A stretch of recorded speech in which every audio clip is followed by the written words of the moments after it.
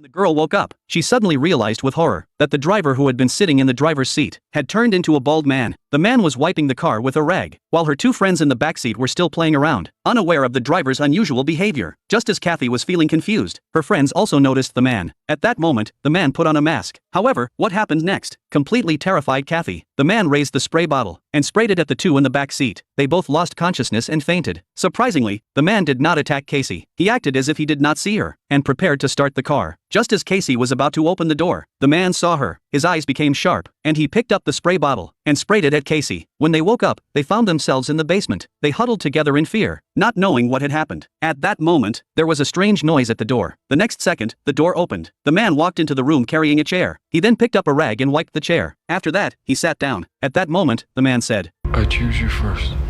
Tell me to be a man." He grabbed Marcia and walked toward the door. Marcia screamed in fear. Kathy urgently said to her, "Kill yourself." She struggled desperately, trying to break free from the man's grip. However, the two were no match for him, and Marcia was still taken away. The man closed the door. However, a few seconds later, he pushed Marcia back into the room and left angrily. Marcia's pants were wet. Kathy's plan had worked. They gathered around to discuss how to escape. Claire mentioned that she had learned martial arts. If they cooperated with her according to the plan, she was confident she could subdue the man. Marcia agreed wholeheartedly and was willing to cooperate with Claire's plan. But Casey calmly said, "The man isn't someone to mess with. The escape plan needs to be carefully considered. We shouldn't act rashly, as it might provoke him and lead to fatal consequences." Just as the three were still discussing, there was movement outside the door again. They heard the voice of a stranger woman, so they frantically pounded on the door, while continuously shouting for help. The woman who heard their cries approached their room. However, the moment the door opened, the girls were startled by the person in front of them. It turned out that the woman was the kidnapper. She was dressed in women's clothing. She walked up to them and comforted them gently, her attitude and tone completely different from before. She then left the room. They were confused by this. What was going on?